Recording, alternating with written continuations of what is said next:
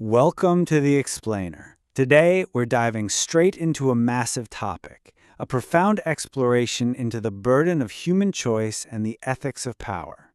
We are going to be unpacking a foundational text known as Chapter 150, The Wielder's Truth.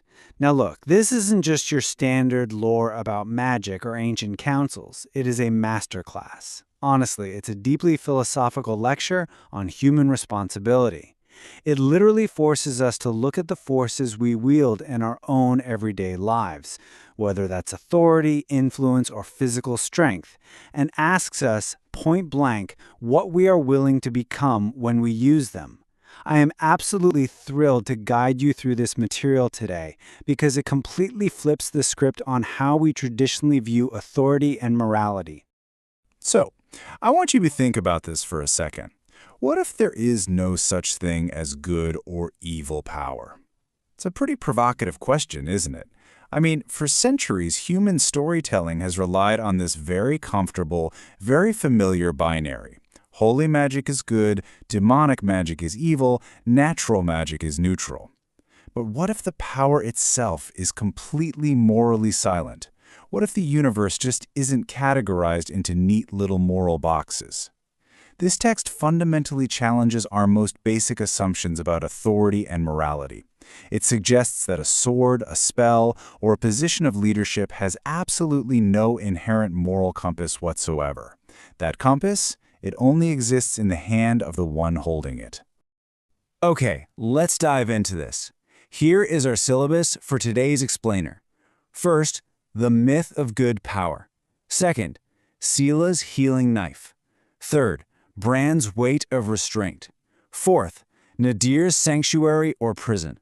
Fifth, Mir's rejection of spectacle. And finally, number 6, the 4 questions. Section 1. The myth of good power. The council reopens.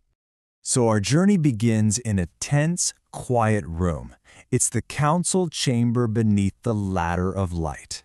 Picture it. You have these ancient factions, angels with their wings folded like closed scriptures, earth masters as quiet as old forests, and right there in the center of it all, humanity.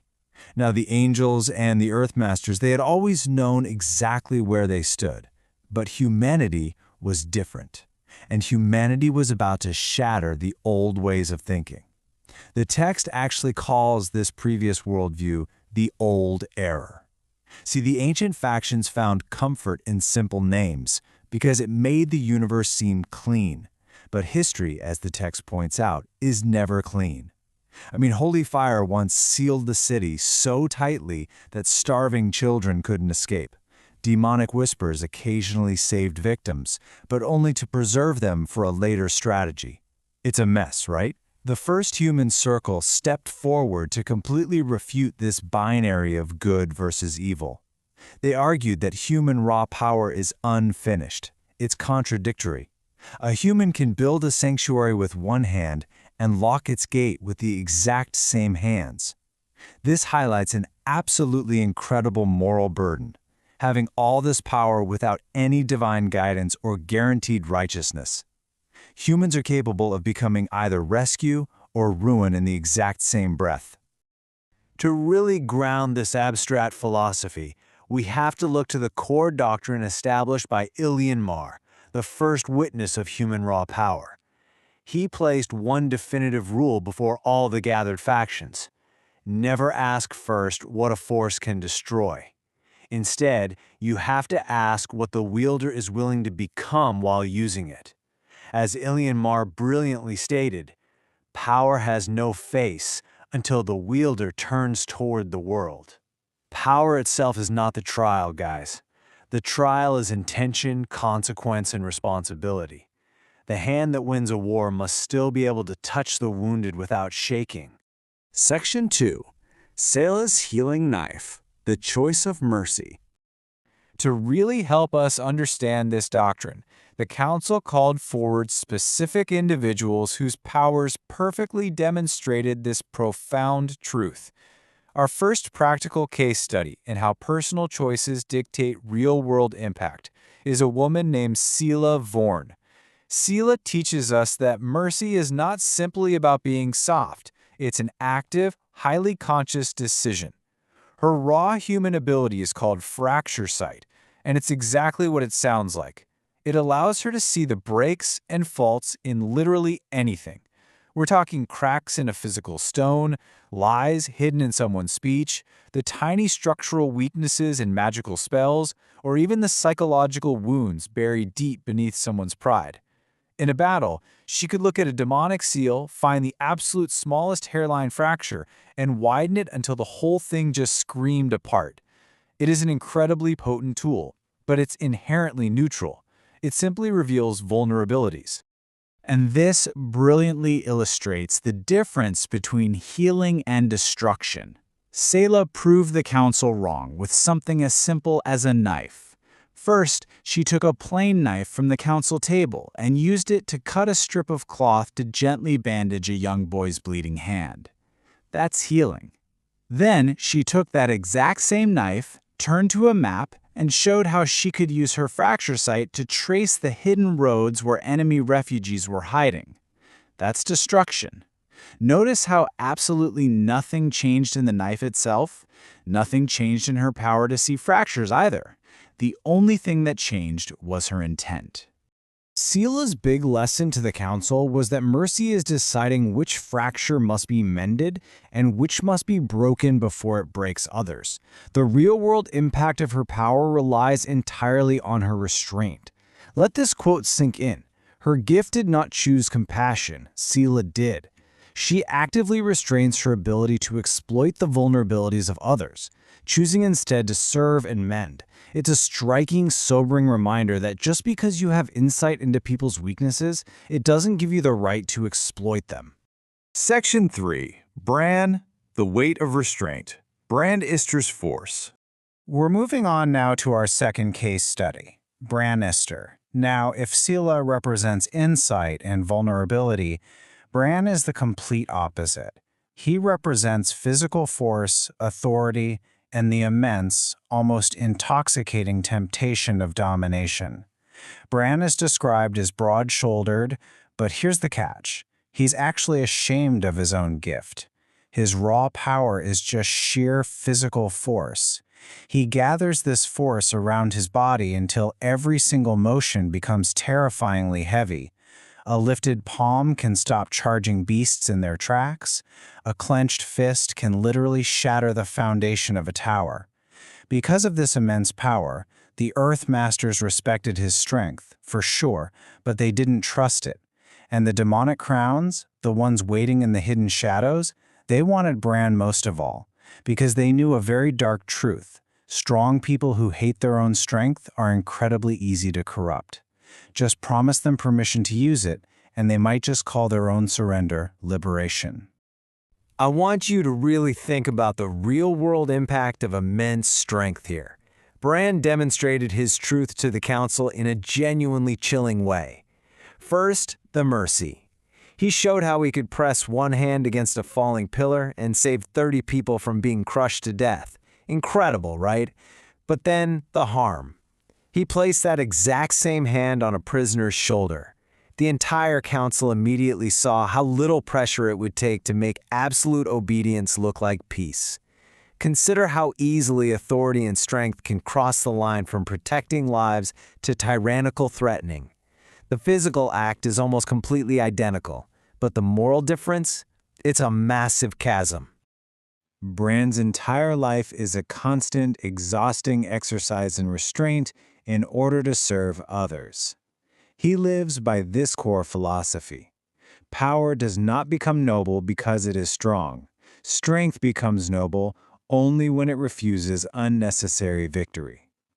True responsibility isn't about winning every single conflict you are capable of winning. It's about having the raw strength to dominate and consciously, deliberately refusing to do so. Section 4, Nadir, Sanctuary or Prison, Nadir Kel's Silence. Let's transition over to Nadir Kel. Nadir brings a wildly different dimension to the council. We are moving entirely away from physical strength to examine the profound concepts of absence, silence, and psychological control. Nadir absolutely despises councils. The text notes that, to him, words strike like thrown stones. His gift is the creation of complete, absolute silence. And I mean absolute. In his presence, silence is so total that magical spells lose their rhythm, prayers lose their echo, and demonic commands literally collapse before they can even reach the ear. When Nadir is around, even fear has to whisper. Now, what's really interesting about this slide is how Nadir perfectly captures the duality of control. See, an angel praised this silence as a beautiful way to protect minds from temptation, but a master of storms warned it could just as easily suffocate necessary warnings. Well, Nadir proved both of them were right.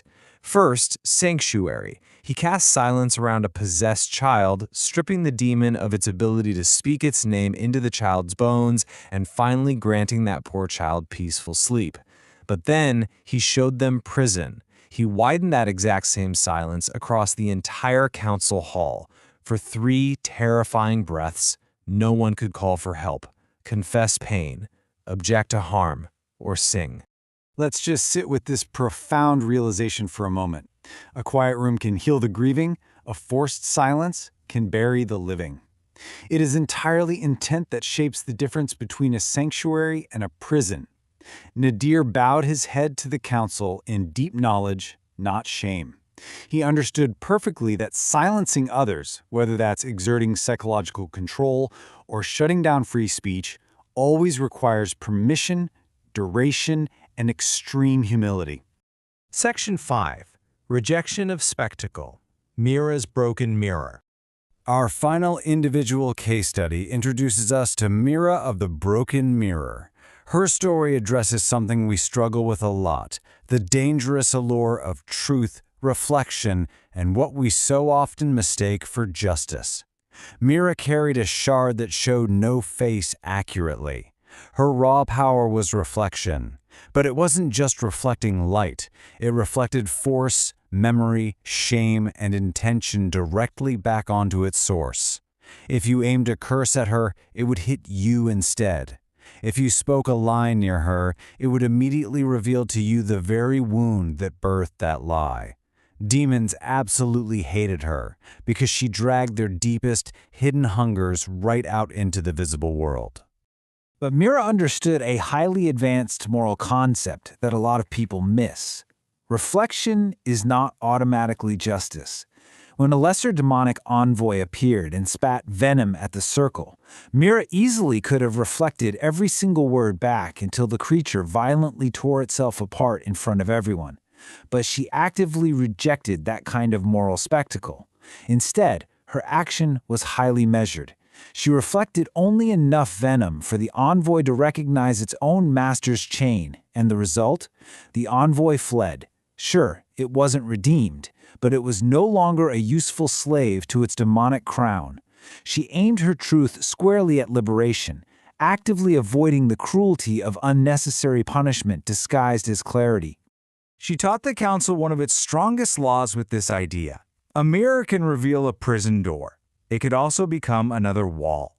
This is such a crucial warning. If you force a guilty person to see the truth too violently, they don't magically repent. They just get incredibly defensive. If you show a crowd its own ugliness, they just search for someone weaker to blame. Reflection without compassion isn't clarity. It is literally just punishment in disguise. Section 6. The Wielder's 4 Questions. Human Safeguards. Let's move to our final section and see how this all builds together. So how do we apply the lessons of Sila, Bran, Nadir, and Mira to everyday human authority? Well, by dawn, the council had carved a human safeguard directly into the floor. They created the 4 questions of the wielder. Step 1, why am I using this power? And listen, the answer must be vastly more honest than just revenge dressed up as justice. Step 2, who pays the cost if I am wrong? You have to literally name the vulnerable before you act. Step 3, can the affected refuse, flee, or speak? Because if they can't, you have already wounded consent. And finally, step 4. What remains after I win? If your victory leaves nothing but ash and obedience, guys, it's just another form of tyranny. Now, Ilyan Marr warned that these questions won't magically make a wielder pure, but they do provide a crucial, life-saving pause. They slow the human hand just long enough for the human conscience to catch up. In the end, the first human circle flat out refused to create a throne. Instead, they created an oath bound only by personal choice. They swore not to call their power good to excuse their harm, and they swore not to call another's evil to excuse their own fear. They accepted the ultimate moral burden, that having power means you and you alone are entirely responsible for the aftermath. Power is just a door, a blade, a mirror, a silence. You are the one who gives it direction. There is no good power, there is no bad power. There is only the hand, the heart, the choice, and what remains. So as you go out and wield your own strength, authority, and influence in the real world, what will your choices leave behind?